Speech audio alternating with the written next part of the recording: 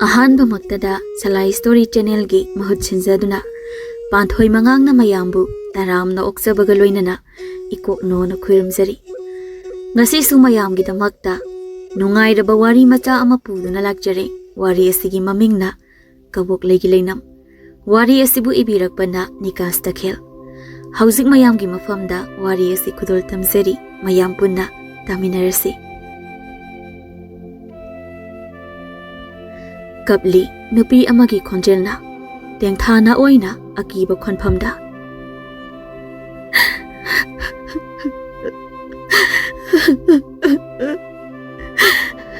masira miyoi bagi lichat mi amabu karisu leitana khanba mi amabu otba ware ai ware asamna kayam kuina ay laikini taibang banda su laingamda lairam lenda su tingamda malang taibang pansida koi pai duna leiba ay na mamama pokta kari taurubana asok waba may sagasibu ay honda kari gipibiba no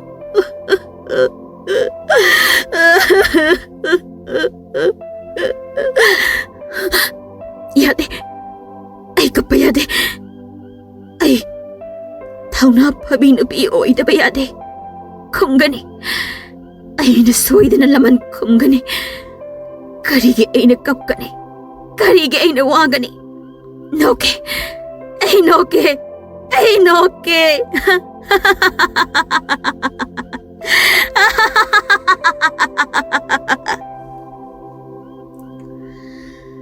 Karigi thawai mana adung mi oi babu waroba kanana kanada laban khumba karigi thawai mana lairam lenda tingamda adu wana karigi mana maichak adu bu khangba ekhoi kana amatana khangde tari khonjel ama thoiba nene gi thoiba nene chak yam lame nene bu chak khar to oi su pijabiyo nang Nene na kau base tadraba thoiba. Nene se ingbana suloire. Se thong se amta hango. Nene ingba se khang bangamdre. Thoiba se thong se hango. Thoiba hinga duda mamit adu khangpang pangai aduga phat hagoi ke tawai. Ahinga duda machan hagoi ke tawba aduda ipa pakhatna mama arubina. Thoiba isa kai tawrage se Ima dahayo, isa kidore. Masagi na kanda tumliba mapasaw thuisu. Ngangnariba adu taraduna phat hawali. Arubi, kidorege. Isa thoiba, se. Pawung dahayo, isa kidore. Thoiba mamitagi mapitana. Mama, nene na mado. Chagam na lame. Chakarata chage hairaga yam na kape. Aduga ingsu yam na inge. Thonga ango haiduna su yam hairame. Aduda ay di tumbanina nini na kaubado taudre nini do yang wana kapambi mama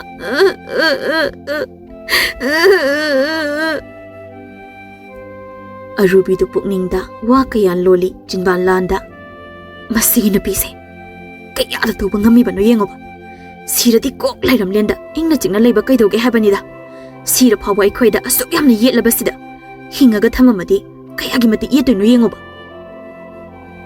Karigi, arubi mana aduk sauriba, nubi mahakbu. Makoy bu otle hairiba, nubi sinakana amuk oiriba. Angang aduna tariba konjel aduna kanagi. Zawthoy masabu pay na matambag tuda pangkatuna. Isa thoy ba? Babung wahayge.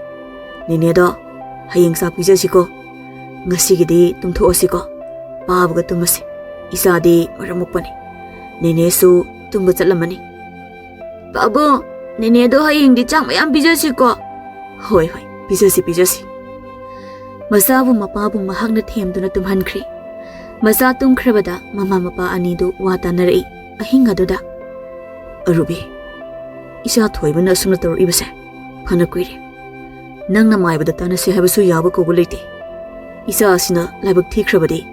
Aikhoi ani yam ningam horai.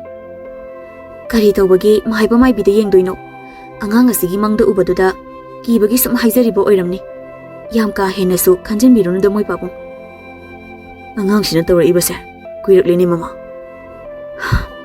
ꯅꯪꯕꯨ ꯅꯪꯒꯤ ꯌꯥꯅꯤ ꯌꯥꯅꯤꯗ ꯍꯥꯏꯕ ꯋꯥꯗꯣ ꯑꯗꯨꯗ ꯉꯥꯡꯒ ꯂꯩꯒꯅꯨꯅꯦ ꯃꯁꯤ ꯄꯨꯝꯅꯃꯛꯁꯦ ꯅꯆꯟꯅꯨꯄꯤ ꯃꯊꯣꯡ ꯃꯔꯝ ꯈꯪꯗꯕꯤ ꯁꯤꯔꯦꯁꯨ ꯈꯪꯗ ꯍꯤꯡꯉꯦꯁꯨ ꯈꯪꯗ ꯃꯗꯨꯅ ꯊꯣꯛꯍꯜꯂꯤꯕ ꯉꯥꯛꯇꯅꯤ ꯑꯔꯨꯕꯤ ꯅꯪ ꯑꯗꯨꯒꯤ ꯋꯥꯍꯩꯗꯣ ꯑꯃꯨꯛ ꯍꯟꯅ ꯍꯥꯏꯒꯅꯨ ꯍꯥꯏꯕ ꯅꯠꯇ꯭ꯔ ꯑꯩꯅ ꯏꯆꯟꯗꯣ ꯃꯕꯨꯡ ꯑꯩꯈꯣꯏꯒꯤꯗꯃꯛ ꯌꯥꯝꯅ ꯋꯥꯖꯔꯛꯈꯤꯕꯅꯦ ꯅꯪꯅ ꯀꯔꯤꯒꯤꯅꯣ ꯏꯆꯟꯗ ꯇꯥꯊꯤꯇ ꯑꯣꯏꯅ ꯑꯗꯨꯃꯛ ꯉꯥꯡꯉꯤꯕ ꯑꯩꯒꯤ ꯏꯆꯟꯗ ꯊꯣꯛꯂꯤꯕ ꯊꯧꯗꯣꯛꯁꯤ ꯅꯪꯉꯣꯟꯗ ꯊꯣꯛꯑꯝꯃꯕꯗꯤ ꯅꯪ ꯅꯨꯡꯉꯥꯏꯒꯗ꯭ꯔꯣ ꯁꯛꯂꯣꯟ ꯍꯩꯕꯤ ꯑꯔꯨꯕꯤꯅꯤ ꯑꯗꯨꯅꯕꯨ ꯃꯥꯅ ꯇꯧꯕ ꯑꯔꯣꯟꯕ ꯊꯕꯛ ꯈꯨꯗꯤꯡꯃꯛꯇ ꯀꯅꯥ ꯑꯃꯠꯇꯅ ꯈꯪꯗ꯭ꯔꯤꯕꯅꯤ ꯃꯄꯨꯔꯣꯏꯕ ꯁꯥꯎꯔꯦ ꯈꯪꯂꯕꯗ ꯑꯔꯨꯕꯤ ꯇꯞꯊꯕ ꯈꯣꯟꯖꯦꯜꯗ ꯃꯄꯨꯔꯣꯏꯕꯕꯨ ꯑꯃꯨꯛ ꯊꯦꯝꯃꯛꯏ ꯃꯣꯏ ꯄꯥꯕꯨꯡ ꯑꯩꯁꯨ ꯏꯆꯟꯕꯨ ꯅꯨꯡꯁꯤꯔꯤꯕꯅꯤ ꯑꯩꯅ ꯍꯥꯏꯕꯗꯤ ꯃꯥꯅ ꯑꯉꯥꯡꯒꯤ ꯃꯪꯂꯥꯟꯗ ꯇꯣꯏꯅ ꯂꯥꯛꯑꯗꯤ ꯏꯆꯥ ꯊꯣꯏꯕꯅ ꯃꯅꯦꯕꯨ ꯄꯤꯌꯨ ꯍꯥꯏꯔꯕꯗꯤ ꯑꯩꯈꯣꯏ ꯀꯗꯥꯏꯗꯒꯤ ꯄꯤꯒꯅꯤ ꯈꯪꯗ꯭ꯔꯦ ꯑꯩꯁꯨ ꯀꯔꯤ ꯍꯥꯏꯒꯗꯕꯅꯣ ꯌꯥꯔꯤꯁꯦ ꯄꯣꯊꯥꯕꯤꯔꯣ ꯀꯔꯤꯝ ꯈꯜꯂꯨꯔꯅꯨ ꯃꯅꯦꯒ ꯏꯆꯥ ꯊꯣꯏꯕꯒ ꯇꯣꯏꯅ ꯂꯩꯃꯤꯟꯅꯔꯝꯕꯗꯨꯗ ꯃꯪꯗꯨꯗ ꯁꯨꯝ ꯎꯖꯔꯤꯕ ꯑꯣꯏꯔꯝꯒꯅꯤ ꯉꯥꯏꯍꯥꯛ ꯂꯩꯔꯕꯗꯤ ꯅꯣꯡꯉꯥꯜꯒꯦ ꯍꯥꯏꯔꯅꯤ ꯊꯕꯛꯁꯨ ꯆꯠꯄꯤꯒꯗꯕ ꯑꯣꯏꯔꯝꯒꯅꯤ ꯁꯦ ꯉꯥꯏꯍꯥꯛ ꯍꯤꯞꯊꯕꯤꯔꯣ ꯃꯄꯨꯔꯣꯏꯕꯅ ꯍꯤꯞꯊꯈ꯭ꯔꯕꯗ ꯑꯔꯨꯕꯤ ꯋꯥꯈꯜ ꯀꯌꯥ ꯈꯜꯂꯤ ꯐꯃꯨꯡ ꯑꯗꯨꯗ ꯌꯥꯗꯦ ꯃꯥꯏꯕ ꯃꯥꯏꯕꯤ ꯑꯃꯠꯇ ꯌꯦꯡꯕ ꯌꯥꯗꯦ ꯌꯦꯡꯂꯨꯔꯕꯗꯤ ꯑꯩꯅ ꯇꯧꯈꯤꯕꯁꯤꯡ ꯑꯗꯣ ꯁꯣꯏꯗꯅ ꯑꯩꯒꯤ ꯅꯨꯄꯥꯅ ꯈꯪꯂꯛꯀꯅꯤ ꯃꯥꯅ ꯈꯪꯈ꯭ꯔꯕꯗꯤ ꯑꯩ ꯍꯤꯡꯂꯣꯏ ꯍꯥꯏꯕ ꯈꯪꯏ ꯈꯪꯍꯜꯂꯣꯏ ꯅꯆꯟꯒꯤ ꯋꯥ ꯑꯃꯠꯇ ꯈꯪꯕꯁꯨ ꯌꯥꯔꯣꯏ ꯅꯍꯥꯛꯅ ꯂꯣꯠꯀꯅꯤ ꯑꯩꯅ ꯑꯗꯨꯃꯛ ꯋꯥꯔꯤ ꯄꯨꯝꯕ ꯑꯁꯤ ꯍꯥꯏꯔꯒ ꯃꯍꯥꯛꯁꯨ ꯍꯤꯞꯊꯈ꯭ꯔꯦ ꯑꯁꯨꯝꯅ ꯅꯨꯃꯤꯠ ꯑꯗꯣ ꯑꯗꯨꯃꯛ ꯍꯧꯈ꯭ꯔꯦ ꯀꯔꯤ ꯀꯨꯝꯍꯩꯅꯣ ꯑꯔꯨꯕꯤ ꯃꯍꯥꯛꯅ ꯁꯥꯟꯅꯔꯤꯕ ꯀꯔꯤ ꯋꯥꯅꯣ ꯃꯄꯨꯔꯣꯏꯕ ꯃꯍꯥꯛꯇ ꯃꯍꯥꯛꯅ ꯂꯣꯠꯂꯤꯕ ꯋꯥ ꯀꯅꯥ ꯑꯃꯠꯇꯅ ꯈꯪꯗꯦ ꯅꯠꯇ꯭ꯔꯥ ꯄꯤꯔꯛꯂꯦ ꯅꯣꯡꯉꯥꯜꯂꯦ ꯍꯥꯏꯕꯒꯤ ꯄꯥꯎꯖꯦꯜꯁꯨ ꯌꯦꯟꯕꯥ ꯂꯥꯕꯅ ꯈꯣꯡꯗꯨꯅ ꯄꯣꯝꯕꯤ ꯁꯦꯛꯂꯥ ꯀꯌꯥꯁꯨ ꯌꯨꯝꯒꯤ ꯁꯥꯏꯖꯤꯟ ꯁꯌꯥꯗ ꯇꯣꯡꯗꯨꯅ ꯂꯩꯔꯝꯕ ꯑꯗꯨꯁꯨ ꯀꯣꯏꯄꯥꯏ ꯄꯥꯏꯗꯨꯅ ꯃꯆꯥꯁꯤꯡꯒꯤ ꯃꯆꯤꯟꯖꯥꯛ ꯊꯤꯕ ꯆꯠꯈ꯭ꯔꯦ ꯁꯅꯥꯊꯣꯏ ꯃꯇꯥꯎꯕꯨ ꯀꯧꯗꯨꯅ ꯊꯣꯡꯒꯥꯜꯂꯣꯝꯗꯒꯤ ꯆꯪꯂꯛꯂꯤ ꯉꯥꯟꯕ ꯉꯥꯟꯕ ꯉꯥꯟꯕ ꯏꯃꯨꯡꯗꯒꯤ ꯊꯣꯛꯂꯛꯇꯨꯅ ꯀꯩꯗꯧꯔꯦ ꯍꯥꯏꯕꯅꯣ ꯁꯅꯥꯊꯣꯏ ꯅꯪꯕꯣ ꯂꯝꯕꯤꯗꯨꯗꯒꯤ ꯂꯥꯎꯔ ꯂꯥꯛꯇ꯭ꯔꯕꯗꯤ ꯌꯥꯗꯕ꯭ꯔꯕ ꯅꯪꯅ ꯏꯕꯣ ꯂꯩꯀꯥꯏ ꯃꯤꯅꯒ ꯇꯥꯔꯗꯤ ꯑꯩꯁꯦ ꯅꯥꯄꯪꯕꯅꯦꯅ ꯈꯟꯅꯈ꯭ꯔꯅꯤꯃꯦ ꯅꯪꯗꯤ ꯇꯥꯕ꯭ꯔꯣ ꯀꯟꯅ ꯀꯧꯗ꯭ꯔꯗꯤ ꯍꯣꯏ ꯌꯥꯔꯦ ꯆꯠꯁꯤ ꯂꯥꯎ ꯊꯦꯡꯈ꯭ꯔꯦ ꯊꯦꯡꯉꯦꯗꯤ ꯍꯥꯏ ꯃꯤꯡꯁꯦꯜꯁꯤꯅ ꯑꯗꯨꯝ ꯌꯦꯡꯗ ꯂꯩ ꯁꯨꯗꯣꯔꯤꯕ ꯊꯕꯛ ꯃꯐꯝꯗꯨꯒꯤ ꯃꯄꯨꯗꯨꯅ ꯈꯔ ꯐꯕ ꯑꯣꯏꯔꯗꯤ ꯐꯩꯌꯦ ꯍꯜꯂꯛꯄꯤꯒꯤ ꯆꯤꯟ ꯑꯃ ꯄꯥꯟꯁꯤꯜꯂꯒ ꯉꯥꯡꯗꯧꯔꯤꯕꯅꯤ ꯈꯤꯇꯪ ꯊꯦꯡꯕꯒꯤꯁꯨ ꯑꯅꯤ ꯑꯗꯨ ꯉꯥꯡꯅ ꯊꯕꯛ ꯃꯐꯝ ꯂꯣꯝꯗ ꯆꯠꯂꯤ ꯑꯗꯨꯕꯨ ꯃꯣꯏꯒꯤ ꯈꯨꯟꯒꯤ ꯂꯝꯕꯤ ꯅꯥꯀꯟꯗ ꯈꯣꯡꯅꯥꯡ ꯄꯥꯝꯕꯤ ꯑꯃ ꯍꯧꯔꯤꯕ ꯑꯗꯨꯒꯤ ꯅꯥꯀꯟꯗꯁꯨ ꯀꯕꯣꯛꯂꯩ ꯄꯥꯝꯕꯤ ꯀꯌꯥ ꯑꯃꯁꯨ ꯍꯧꯔꯝꯃꯤ ꯀꯕꯣꯛꯂꯩꯒꯤ ꯂꯩꯅꯝ ꯑꯗꯨꯗ ꯁꯅꯥꯊꯣꯏꯅ ꯃꯅꯥꯇꯣꯟ ꯑꯗꯨ ꯆꯤꯡꯈꯠꯇꯨꯅ ꯑꯣꯟꯊꯣꯛꯅ ꯅꯨꯡꯁꯤꯈ꯭ꯔꯦꯗ ꯀꯕꯣꯛꯂꯩ ꯃꯅꯝꯁꯤꯗꯤ ꯁꯤꯕꯨ ꯀꯅꯥꯅ ꯊꯥꯔꯤꯖꯥꯅꯣ ꯀꯕꯣꯛꯂꯩꯅ ꯊꯥꯔꯤꯅꯤ ꯀꯩꯅꯣꯗꯨ ꯅꯨꯄꯥ ꯖꯨꯠꯃꯦꯟ ꯆꯥꯗꯕ ꯀꯕꯣꯛꯂꯩꯅ ꯀꯕꯣꯛꯂꯩ ꯀꯃꯥꯏꯅ ꯊꯥꯗꯣꯏꯅꯣ ꯉꯥꯟꯕ ꯁꯅꯥꯊꯣꯏꯒꯤ ꯂꯨꯈꯝꯗꯨꯗ ꯅꯞꯇꯨꯅ ꯍꯩ ꯑꯄꯪ ꯑꯩꯅ ꯍꯥꯏꯕꯗꯤ ꯃꯤ ꯀꯕꯣꯛꯂꯩꯗꯨꯅꯤꯅꯦꯍꯦ ꯅꯪꯅ ꯍꯥꯏꯁꯦ ꯇꯥ ꯆꯥꯎꯊꯣꯏꯒꯤ ꯃꯆꯟꯅꯨꯄꯤ ꯀꯕꯣꯛꯂꯩꯗꯨꯔꯣ ꯍꯣꯏꯃꯦ ꯑꯗꯨꯅꯦ ꯑꯩꯅ ꯍꯥꯏꯔꯤꯁꯦ ꯃꯥꯅ ꯂꯩꯔꯤꯉꯩꯗ ꯊꯥꯔꯝꯃꯦ ꯍꯥꯏꯅꯕꯅꯦ ꯑꯗꯨ ꯉꯥꯟꯕ ꯀꯕꯣꯛꯂꯩꯗꯣ ꯍꯜꯂꯛꯈꯤꯗ꯭ꯔꯦꯀꯣ ꯁꯤꯈ꯭ꯔꯕꯗꯨꯕꯨ ꯀꯃꯥꯏꯅ ꯍꯜꯂꯛꯈꯤꯗꯧꯔꯤꯒꯦ ꯅꯪꯉꯣꯟꯗ ꯁꯤꯈ꯭ꯔꯤꯗꯤ ꯀꯅꯥꯅ ꯍꯥꯏꯕ ꯀꯅꯥꯝ ꯍꯥꯏꯗꯦ ꯑꯩꯅ ꯑꯗꯨꯝ ꯈꯪꯕ ꯏꯁ ꯌꯥꯝ ꯈꯪꯒꯟꯕꯤꯔꯣ ꯁꯣꯝꯁꯦ ꯈꯪꯕꯩꯅꯦ ꯍꯥꯏꯁꯦ ꯃꯥꯅ ꯈꯨꯜ ꯑꯁꯤꯗ ꯂꯥꯛꯇ꯭ꯔꯤꯁꯦ ꯀꯌꯥꯝ ꯀꯨꯏꯔꯒꯦ ꯆꯍꯤ ꯑꯃ ꯍꯦꯜꯂꯛꯑꯃꯅꯤ ꯁꯤꯕꯨꯛꯇ ꯂꯥꯛꯇ꯭ꯔꯤꯁꯤꯅꯗꯤ ꯁꯤꯗ꯭ꯔꯗꯤ ꯀꯥꯏ ꯂꯩꯔꯝꯗꯣꯏꯅꯣ ꯑꯗꯨꯕꯨ ꯀꯃꯥꯏꯅ ꯇꯧꯔꯤꯖꯥꯅꯣ ꯈꯪꯗꯦꯗ ꯑꯗꯨꯗꯤ ꯑꯗꯣ ꯊꯦꯡꯗ꯭ꯔꯤꯀꯥꯟꯗ ꯍꯟꯁꯤꯀꯣ ꯈꯣꯡꯅꯥꯡ ꯄꯥꯝꯕꯤꯗꯣ ꯊꯦꯡꯕꯨ ꯊꯦꯡꯈ꯭ꯔꯗꯤ ꯀꯩꯅꯣꯝ ꯇꯧꯏ ꯍꯥꯏꯅꯕꯅꯦꯕ ꯑꯁꯨꯝꯅ ꯑꯅꯤ ꯑꯗꯨꯁꯨ ꯊꯕꯛ ꯃꯐꯝ ꯌꯧꯅꯕ ꯆꯠꯈ꯭ꯔꯦ ꯁꯣꯝꯗꯅ ꯊꯣꯏꯕ ꯑꯗꯨ ꯀꯟꯅ ꯁꯨꯃꯥꯡ ꯑꯗꯨꯗ ꯁꯥꯟꯅꯔꯤ ꯇꯥꯟꯖꯥ ꯑꯗꯨꯗ ꯃꯍꯥꯛꯀꯤ ꯃꯃꯥꯡꯗ ꯃꯍꯥꯛꯀꯤ ꯃꯃꯥꯡꯗ ꯇꯥꯕ ꯃꯅꯦꯒꯤ ꯈꯣꯟꯖꯦꯜ ꯑꯗꯨ ꯑꯃꯨꯛ ꯇꯥꯔꯛꯏ ꯊꯣꯏꯕ ꯃꯉꯛ ꯂꯩꯗꯨꯅ ꯀꯣꯌꯦꯡ ꯌꯦꯡꯉꯤ ꯃꯅꯦꯕꯨ ꯅꯦꯅꯦ ꯅꯪ ꯀꯥꯏ ꯂꯩꯒꯦ ꯅꯦꯅꯦ ꯁꯤꯗ ꯂꯩꯌꯦ ꯂꯥꯛꯑꯣ ꯅꯦꯅꯦꯒ ꯁꯥꯟꯅꯁꯦ ꯅꯪ ꯅꯦꯅꯦꯒ ꯁꯥꯟꯅꯅꯤꯡꯗ꯭ꯔꯣ ꯀꯥꯏꯗꯅꯣ ꯅꯦꯅꯦ ꯅꯪ ꯎꯗꯤꯌꯦ ꯅꯦꯅꯦ ꯎꯅꯤꯡꯕ꯭ꯔꯣ ꯅꯪꯕꯣ ꯎꯅꯤꯡꯉꯦ ꯌꯥꯝꯅ ꯑꯗꯨꯗꯤ ꯎꯍꯜꯂꯒꯦꯀꯣ Khudaktuda thoibagi mane oiriba Kaboklei adu thoibagi mitmangda tholakli. Thoiba harauna manebu konsinjai. Nene, nangna hangi kai chaluge? Nene di nangi nakta adum leina. Nene na kaubasu nangdi tadana adum tumaga leidudi. Aisu taina, mama na mapan thoki yadabagi ne. Hayeng kai di nene na hek kauba tabaga tapna mama ga pabunga khangandabida mapanda thoklo. Aduga nene ga nunga haina sanasi. Hoi nene, ado haujisu sanase ayam sananingeba. Adudi nene chenge nang tanara ugo. Asi hairaga Kaboklei gi thawai ado thongalomda sum chenki. Thoiba, nene tanara o. Thoiba su tanai. Mane Kaboklei na chenba mai kairomda. Thoiba sum chelakpado lekai gi mane thokpa sakhina uduna hangi. Thoiba, kadai de chatlino nangbo? Tamna chatlune tuba tari mi. Tapna chatpa yade, nene tamnaba phangnaba cheli ne. Asi hairaga thoibadi adumak chenkre sakhi ingangai. Kaino ne? Thoibana hairibasibu kaino? Pauzi arubida amta tamhaurukhige. Sakhi taha arubi hoida chenset tawna lai. Sumangdagi kawi. Hai arubi! Arubi! Nangbu mapandam ta thawlaw ne. Laitaba zatlani sibo. Arubi imungdagi thawlaktuna. Isia, kaidawrage? Hai, kaidawba nate. Nasanapadi kadai sakra. Arubi sumang aduda ko yeng lei. Adubu machana sanahoba mafam aduda. Leiramdaba aduda arubi swai lawi. Isia, angang laitiye. Kadai dagi leidawri. Angang di asomda sakre.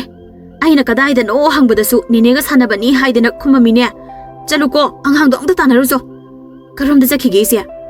Khongnang hauba lambiduda chenkhibani. Arubi thinthada khongnang pambi hauba aduda chenjat tawduna lai. Uri. Masa nupa thoibana khongnang pambi adugi makhongda phamduna. Kanagumba amaga wari sanabagi maongda nok-noktuna leiriba ado. Arubi thuna chensinduna. Masa nupa adubu pamkhali. Aduga masabu maraibaktuda chupi. Isa thoiba.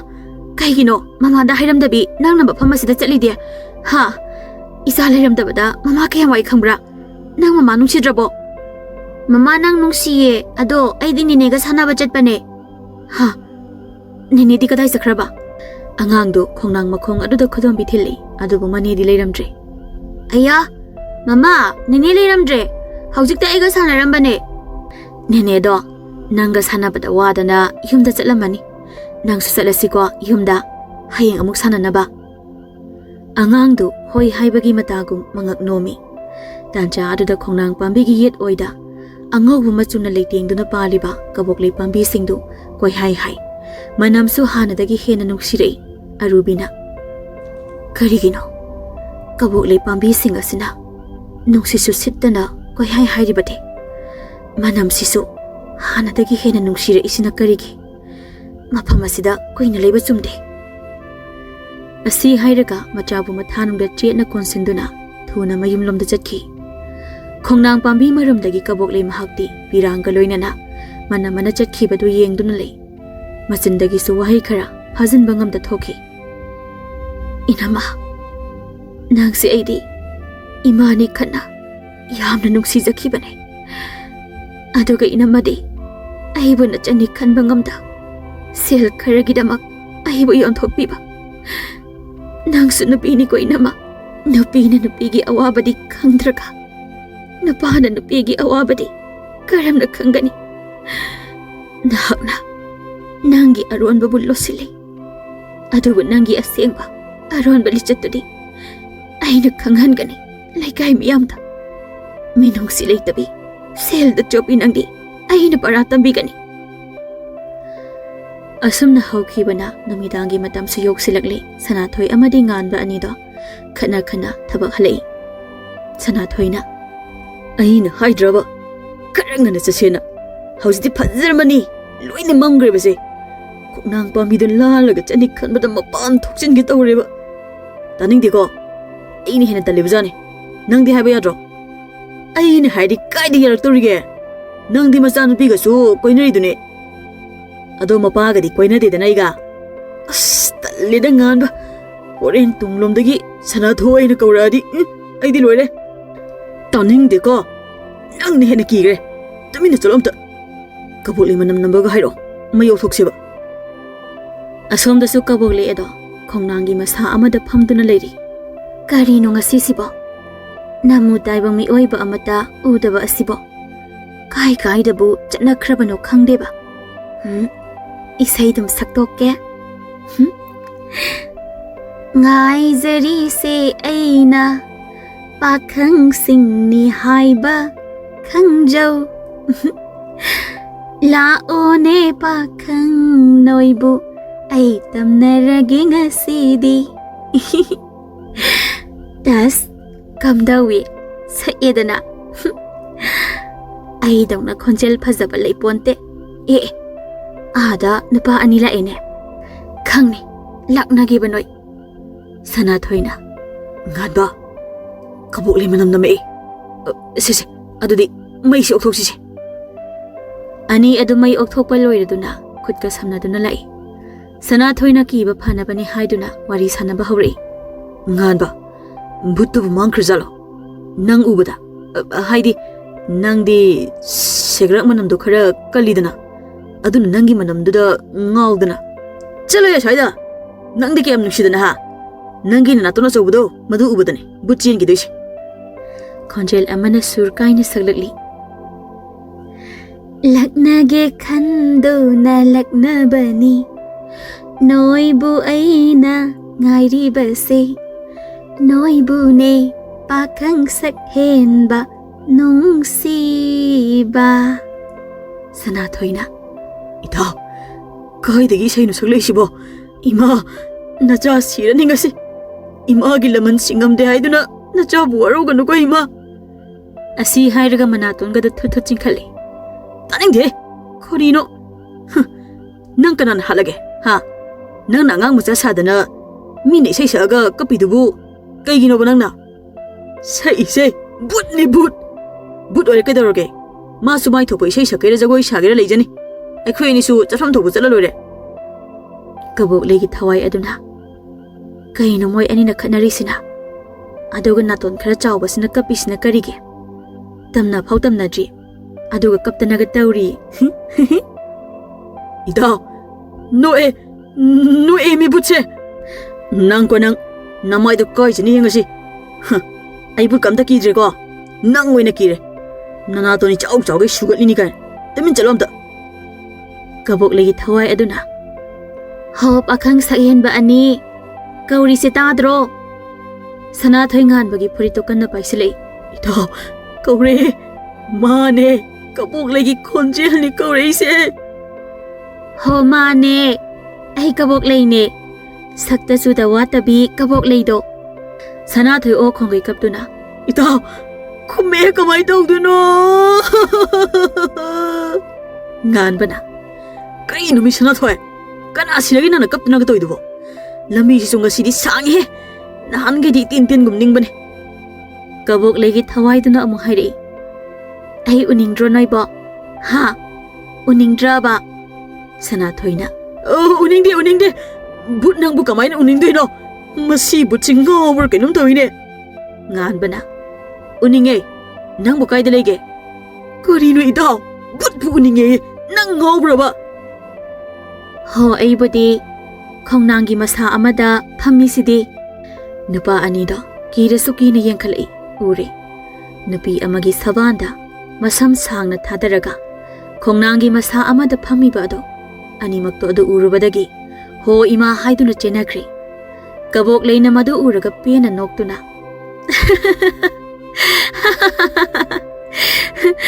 tanage ba masigi kapkanbagi khongse phage kanano ai khong phari ba thado ai jengi to ai khong phagre buna ngan bana kanano phage nang lepaleraga asi hairaga matawgi makhut adu chingduna animak ado magi mayum tamna chenakri asumna namit adu su adu mak haukre matamadi sum chatkhibana namit humni muksu haujinkre no mangan ba adu namidang da thabak halaklami masinda su sauna wahai khara su soli yoksin laktorini khongnang pambi si somu sana thoye ji june chanminna je ga yadabi hana jakhrine ba nupi ema unari kanda ai budi ngasi siba soidrabane ngasi tangdi tamna bidabi he shor na chaw thousand biu Asi hairaga khongnang hauriba aduda yengakpada ure thazagi mangalda khongnang pambi gi makhong aduda thingau sepi nupi amana lukthaduna leiribado kapagi khonjel sutari koigina phut mana suk nungai tana kapibade aibu changsillaga hangsira tamna jai haibagi wani nongmata mana mi amabu hatle haibagi paudi tade aduna afaba but haibado masu oirongani Asi khanduna napiduna leiriba mafam aduda changsilei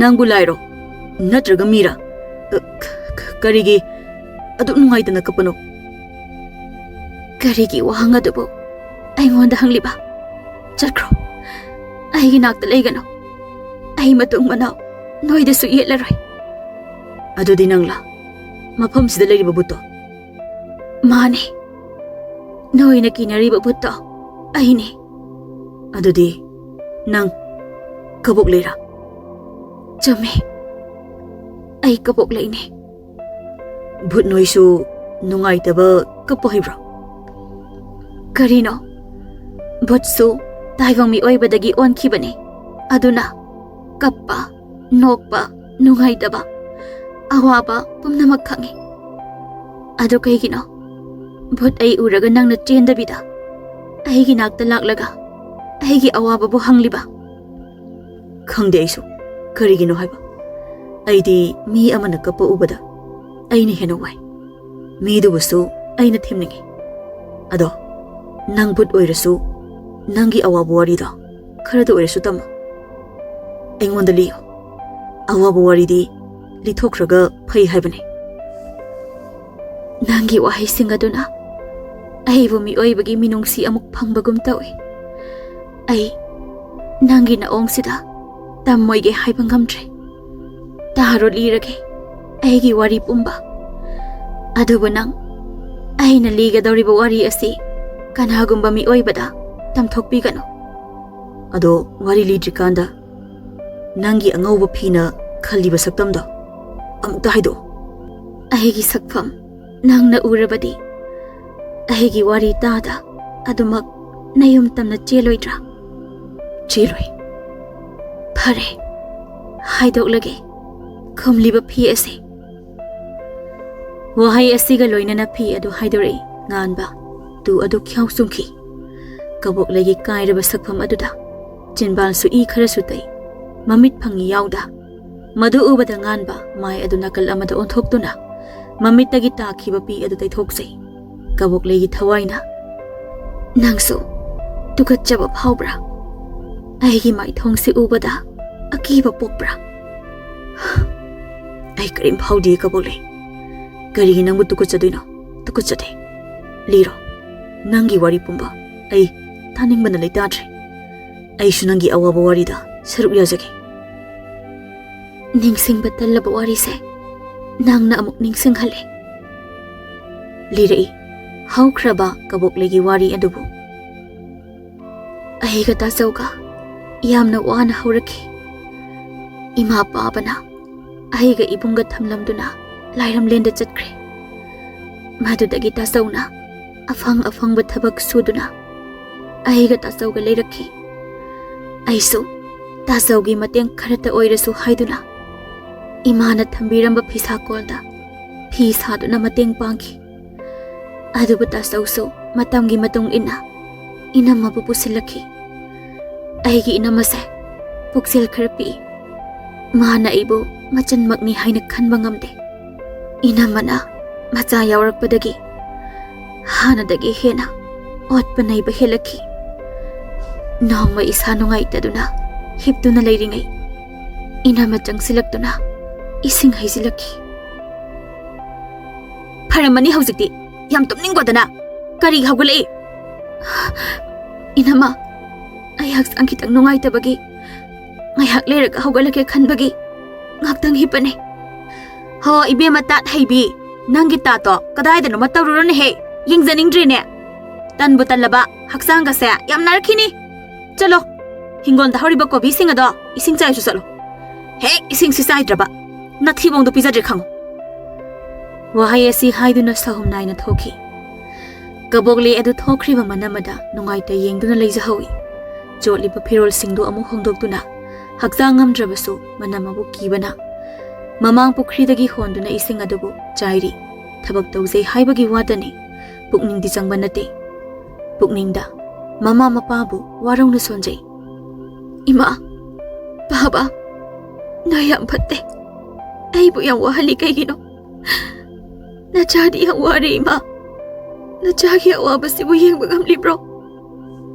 Lauri asawbagi khonphamda arubi. Hai warak tabi. Karin toridubo.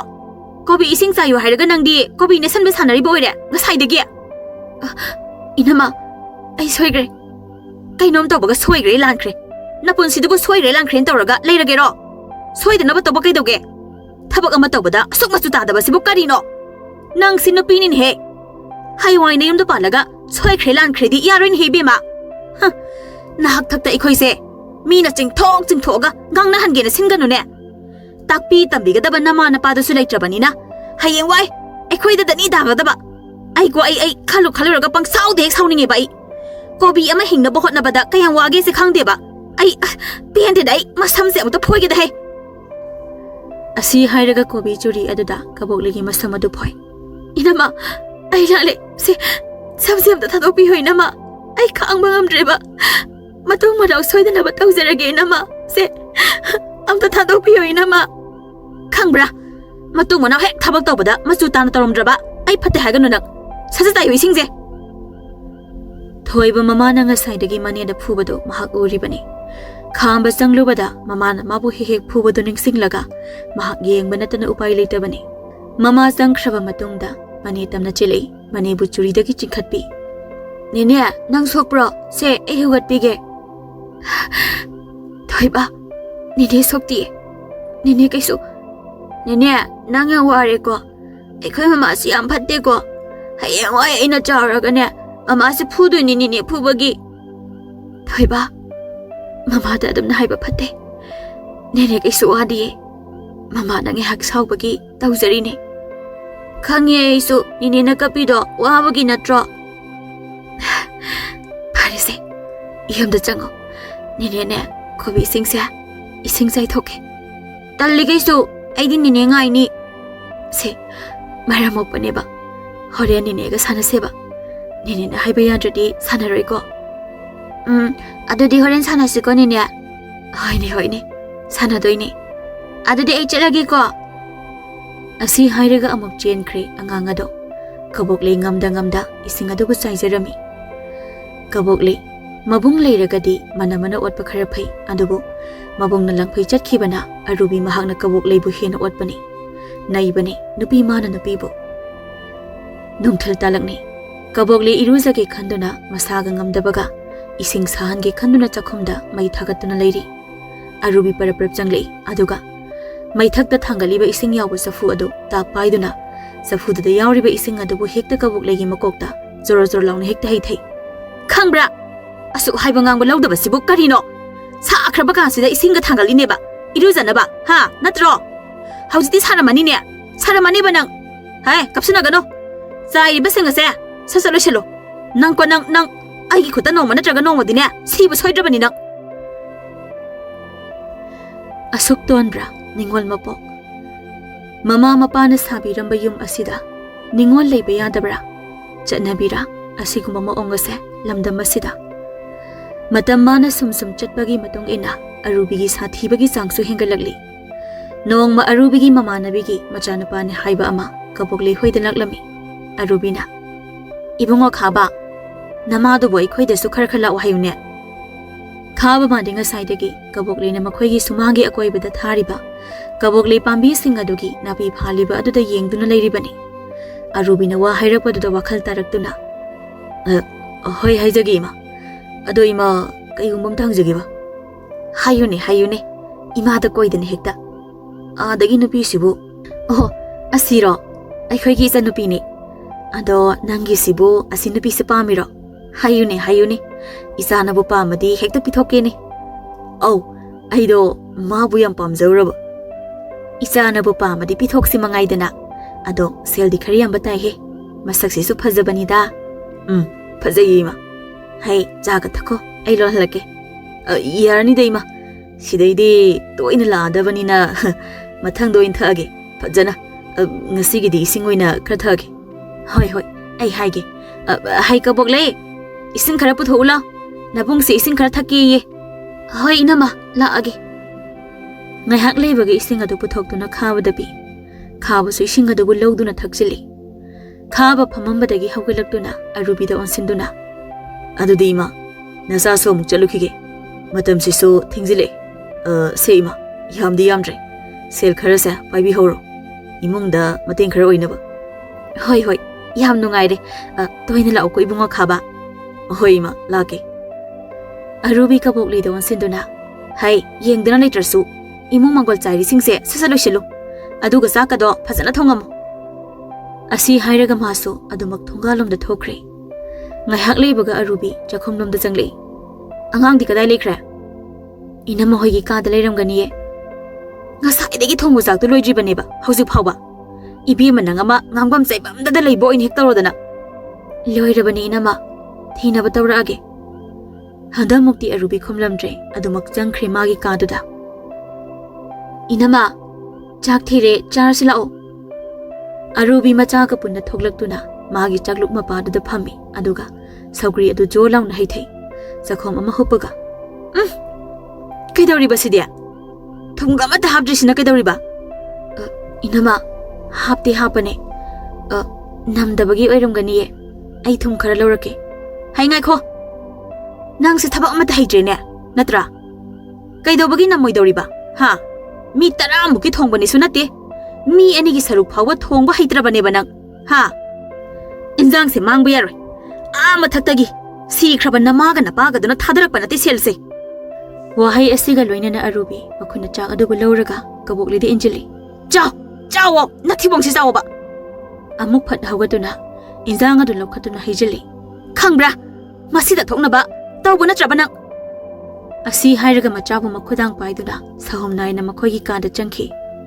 Kaboklei chairiba sing adugo tamna loisinjai. Asomdana kamdauri arubi phamung aduda sauna famli. Mahakni hek toba thabakse. Mathong asok chadaba sibu karino ba? Nang khabada thuna luhongdaba yatri. Khabadagi loba sel singduna aigi sana tekta khayam ta saki. Aduga laikai mamangsida ngakse thanggatana chatkiba. Kaboklei phi saba adu waraktuna phi sakodagi kumthari. Thajama su ngasidi amakpa yawda nganthoi. Kaboklei manamsu adumak asikpa aduda sandorakli. Kumthare isumang aduda aduga ningthina leinam yenduna laisa tamjaribi kaboklei mahakpu thingse. Chiklamba ahingsida karigi nangi leinambu yenthokpa.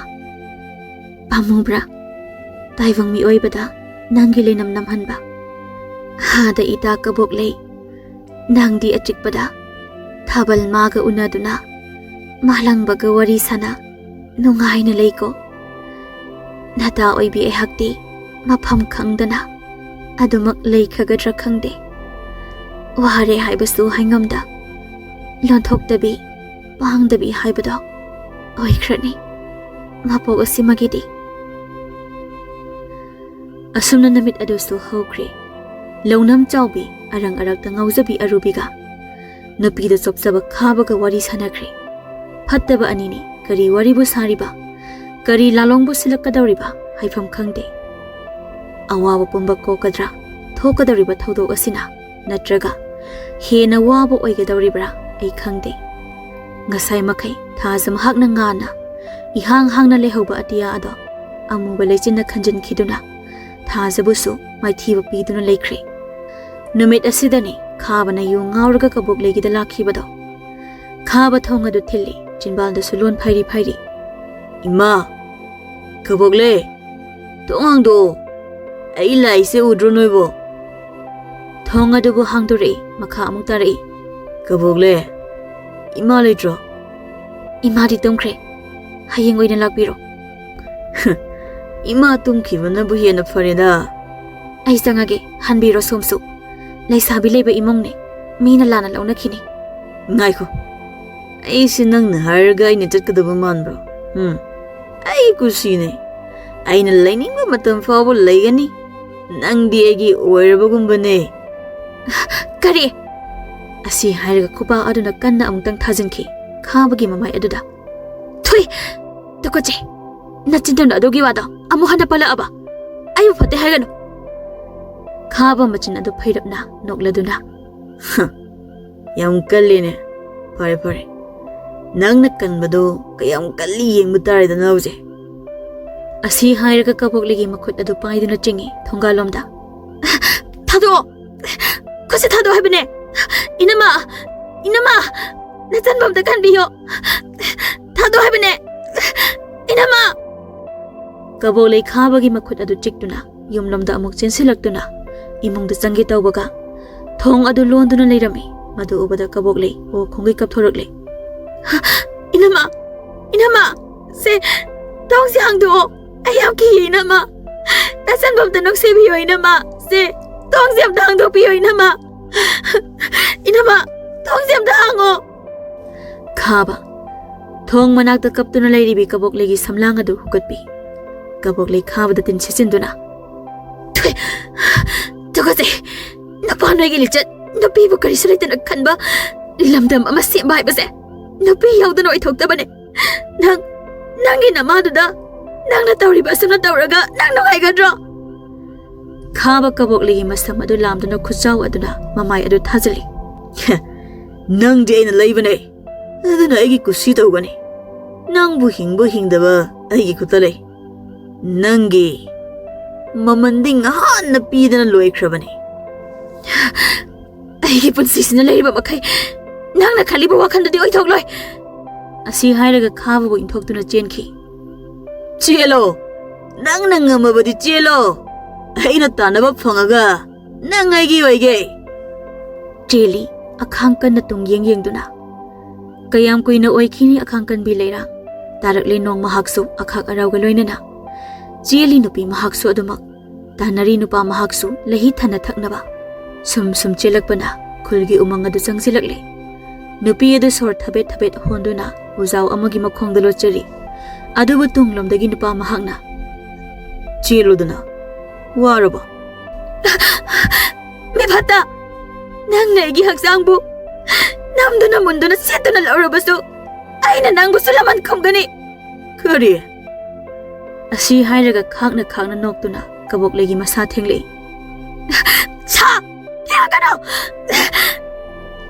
ꯑꯣꯏꯈ꯭ꯔꯦ ꯅꯝꯗꯅ ꯂꯩꯃꯟ ꯆꯟꯕꯤ ꯂꯩꯔꯥꯡ ꯍꯥꯏꯕꯗꯣ ꯀꯔꯤꯒꯤ ꯑꯣꯏꯔꯣꯏ ꯅꯣꯡꯁꯥ ꯃꯥꯒ ꯂꯩꯔꯥꯡ ꯃꯥꯒ ꯆꯥꯡꯗꯝꯅꯕꯗꯤ ꯑꯉꯥꯎꯕ ꯅꯠꯇ꯭ꯔꯥ ꯃꯕꯨꯛ ꯊꯟꯅ ꯊꯛꯂꯕ ꯈꯣꯏꯃꯨ ꯃꯍꯥꯛꯇꯣ ꯀꯔꯤꯒꯤ ꯐꯪꯂꯣꯏ ꯃꯍꯥꯛꯁꯨ ꯄꯥꯎ ꯑꯗꯨꯕꯨ ꯈꯥꯕ ꯀꯕꯣꯛꯂꯩꯗ ꯎꯁꯤꯠꯇꯕꯒꯤ ꯃꯤꯅꯧ ꯑꯃ ꯅꯣꯛꯁꯤꯟꯗꯨꯅ ꯈꯣꯡ ꯊꯥꯡꯗꯨꯅ ꯆꯠꯄ ꯍꯧꯏ ꯑꯗꯨꯕꯨ ꯇꯨꯡꯂꯣꯝꯗꯒꯤ ꯈꯪꯍꯧꯗ ꯆꯩꯁꯥꯡ ꯑꯗꯨꯅ ꯃꯀꯣꯛꯇ ꯍꯩꯗꯔꯛꯏ ꯌꯦꯡꯊꯣꯛꯂꯨꯕꯗ ꯀꯕꯣꯛꯂꯩ ꯑꯣꯏꯗꯨꯅ ꯂꯩꯔꯝꯃꯤ ꯑꯃꯨꯛꯀꯁꯨ ꯀꯟꯖꯤꯜꯂꯤ ꯑꯗꯨꯕꯨ ꯈꯥꯕ ꯃꯍꯥꯛꯅ ꯆꯩ ꯑꯗꯨꯕꯨ ꯃꯨꯟꯗꯨꯅ ꯅꯨꯄꯤ ꯃꯉꯣꯟꯗ ꯑꯣꯏꯅ ꯀꯟꯈꯤ ꯁꯥꯐꯨ ꯀꯟꯅ ꯍꯟꯖꯤꯟ ꯀꯟꯁꯤꯜꯂꯤ ꯃꯀꯣꯛꯇꯨꯗ ꯃꯀꯣꯛꯇ ꯀꯟꯕ ꯍꯦꯟꯃꯟꯈꯤꯕꯗꯒꯤ ꯀꯕꯣꯛꯂꯩꯒꯤ ꯃꯃꯤꯠ ꯑꯅꯤ ꯑꯗꯣ ꯆꯣꯡꯊꯣꯛꯈꯤ ꯀꯔꯤꯒꯤ ꯃꯔꯥꯟ ꯂꯩꯇꯕꯤ ꯃꯥꯕꯨ ꯍꯥꯠꯂꯒ ꯅꯨꯄꯤ ꯆꯣꯛꯄ ꯑꯗꯨꯕꯨꯅ ꯀꯔꯤꯒꯤ ꯋꯥꯔꯛꯑꯣꯏ ꯑꯆꯨꯝꯕꯒꯤꯗꯤ ꯂꯥꯏ ꯂꯩ ꯍꯥꯏꯕꯗꯨꯅꯤ ꯈꯥꯕꯅ ꯈꯣꯡꯐꯝ ꯑꯃ ꯂꯦꯡꯕꯒ ꯕ꯭ꯔꯖ ꯇꯥꯔꯛꯇꯨꯅ ꯃꯁꯥ ꯑꯅꯤ ꯊꯣꯛꯅ ꯈꯥꯏꯗꯨꯅ ꯂꯩꯃꯥꯏꯗ ꯍꯥꯏꯊꯈꯤ ꯆꯪꯅꯗ꯭ꯔꯕ ꯎꯃꯪ ꯑꯗꯣ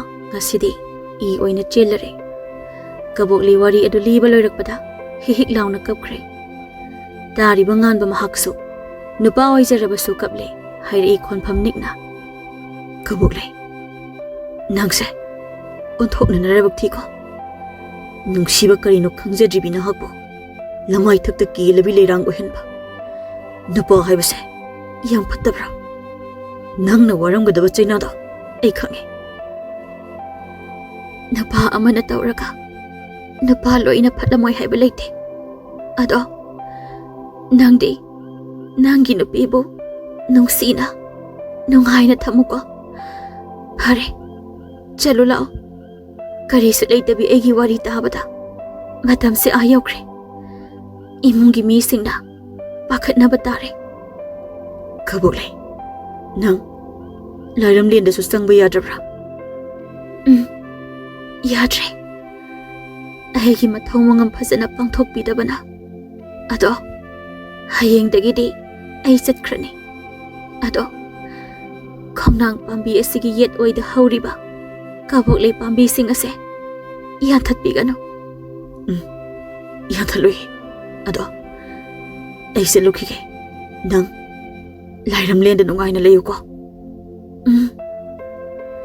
ꯉꯥꯟꯕ ꯑꯗꯨ ꯑꯔꯣꯏꯕ ꯑꯣꯏꯅ ꯃꯈꯨꯠ ꯍꯥꯏꯔꯝꯗꯨꯅ ꯆꯠꯈ꯭ꯔꯦ ꯑꯍꯤꯡ ꯑꯗꯨꯗ ꯊꯣꯏꯕ ꯑꯗꯨ ꯀꯟꯅ ꯂꯥꯎꯔꯛꯏ ꯆꯠꯈꯤꯅꯣ ꯅꯦꯅꯦ ꯅꯪ ꯆꯠꯈꯤꯅꯣ ꯅꯦꯅꯦ ꯂꯩꯇ꯭ꯔꯗꯤ ꯑꯩ ꯀꯅꯥꯒ ꯁꯥꯟꯅꯒꯅꯤ ꯅꯦꯅꯦ ꯑꯩ ꯂꯥꯛꯀꯦ ꯅꯪꯒꯤ ꯇꯨꯡ ꯏꯟꯅꯔꯛꯀꯦ ꯃꯃꯥ ꯃꯄꯥ ꯑꯅꯤ ꯑꯗꯣ ꯃꯆꯥꯅ ꯆꯦꯟꯈꯤꯒꯦ ꯇꯧꯕꯗꯨ ꯐꯥꯏ ꯑꯔꯨꯕꯤꯅ ꯃꯄꯥ ꯃꯥꯏꯕ ꯑꯃꯇ ꯀꯧꯕꯤꯔꯛꯑꯣ ꯏꯆꯥꯁꯦ ꯀꯩꯅꯣꯝ ꯇꯧꯈ꯭ꯔꯦ ꯆꯥꯎꯊꯣꯏ ꯑꯣꯖꯥ ꯃꯥꯏꯕ ꯇꯣꯂꯦꯟ ꯀꯧꯔꯨꯔꯦ ꯇꯣꯂꯦꯟꯅ ꯆꯥꯎꯊꯣꯏ ꯈꯔ ꯂꯨꯗꯧꯔꯤ ꯑꯉꯥꯡꯁꯦ ꯐꯥꯅꯕ ꯂꯩꯀꯥꯏ ꯃꯤꯌꯥꯝ ꯈꯔ ꯀꯧꯔꯨꯁꯨ ꯐꯒꯅꯤ ꯑꯣꯖꯥ ꯑꯁꯤ ꯍꯥꯏꯔꯝꯂꯒ ꯆꯠꯈ꯭ꯔꯦ ꯃꯄꯥ ꯑꯗꯣ ꯇꯣꯂꯦꯟ ꯑꯔꯨꯕꯤꯗ ꯑꯣꯟꯁꯤꯜꯂꯛꯏ ꯏꯕꯦꯝꯃ ꯑꯉꯥꯡꯗꯨ ꯁꯨꯃꯥꯡꯗ ꯄꯨꯊꯣꯔꯛꯎ ꯑꯉꯥꯡ ꯑꯗꯨꯕꯨ ꯁꯨꯃꯥꯡ ꯑꯗꯨꯗ ꯐꯛ ꯑꯃꯗ ꯍꯤꯞꯍꯜꯂꯤ ꯑꯔꯨꯕꯤ ꯑꯃꯗꯤ ꯆꯥꯎꯊꯣꯏꯅ ꯃꯆꯥꯒꯤ ꯅꯥꯀꯟꯗ ꯐꯝꯂꯤ ꯑꯀꯣꯏꯕꯗꯅ ꯂꯩꯀꯥꯏ ꯃꯤꯌꯥꯝꯅ ꯀꯣꯏꯁꯤꯜꯂꯤ ꯇꯣꯂꯦꯟ ꯑꯉꯥꯡ ꯑꯗꯨꯗ ꯇꯥꯏꯔꯦꯟ ꯑꯃꯗꯤ ꯂꯥꯡꯊ꯭ꯔꯩꯅ ꯏꯁꯤꯡ ꯑꯁꯦꯡꯕꯗꯨꯗ ꯂꯨꯞꯄꯒ ꯈꯤꯛꯇꯣꯛꯏ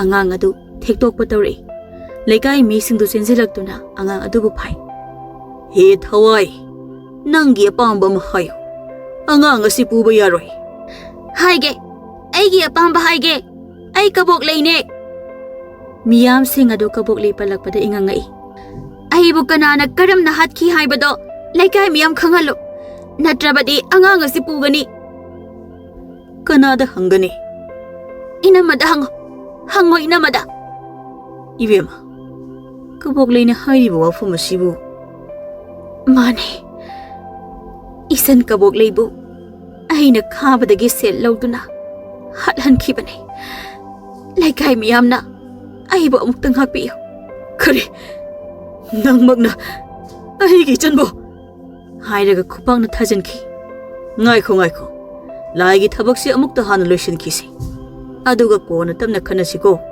ꯑꯩ ꯂꯥꯏꯁꯤ ꯑꯃꯨꯛꯇ ꯇꯥꯏꯅꯒꯦ ꯅꯣꯏ ꯇꯨꯃꯤꯟ ꯂꯩꯌꯨꯀꯣ ꯀꯕꯣꯛꯂꯩ ꯑꯗꯨꯅ ꯌꯥꯔꯕ꯭ꯔꯥ ꯅꯠꯇ꯭ꯔꯒ ꯅꯪꯒꯤ ꯑꯄꯥꯝꯕ ꯀꯔꯤ ꯂꯩ ꯍꯥꯏꯌꯨ ꯈꯨꯔꯥꯗ ꯍꯥꯏꯌꯨ ꯑꯗꯨꯒ ꯈꯣꯡꯅꯥꯡ ꯑꯁꯤꯗ ꯅꯪꯅ ꯇꯧꯕꯗꯣ ꯇꯣꯛꯅꯕ ꯀꯩꯗꯧ ꯍꯥꯏꯕꯅꯣ ꯍꯥꯏꯕꯗꯨ ꯈꯨꯔꯥꯗ ꯍꯥꯏꯌꯨꯁꯦ ꯈꯨꯔꯥ ꯑꯩ ꯂꯥꯏꯔꯝꯂꯦꯟꯗ ꯇꯤꯟꯈ꯭ꯔꯒꯦ ꯑꯗꯨꯕꯨ ꯑꯩꯒꯤ ꯑꯄꯥꯝꯕ ꯑꯃꯗꯤ ꯂꯩ ꯍꯥꯏꯌꯨꯅꯦ ꯈꯨꯔꯥꯗ ꯅꯪꯒꯤ ꯑꯄꯥꯝꯕꯗꯣ ꯑꯩꯈꯣꯏꯒꯤ ꯂꯩꯔꯛ ꯑꯁꯦ ꯀꯕꯣꯛꯂꯩ ꯄꯥꯝꯕꯤ ꯉꯥꯛꯇ ꯊꯥꯕꯤꯌꯨ ꯃꯗꯨꯅ ꯅꯆꯥ ꯄꯦꯟꯖꯔꯒꯦ ꯐꯔꯦ ꯅꯪꯒꯤ ꯑꯄꯥꯝꯕꯗꯣ ꯍꯌꯦꯡꯃꯛ ꯇꯧꯔꯒꯦ ꯑꯗꯨꯗꯤ ꯅꯪꯁꯨ ꯅꯍꯟꯐꯝꯗ ꯍꯜꯂꯣ ꯅꯇꯦꯐꯝꯗ ꯇꯦꯔꯣ ꯁꯨ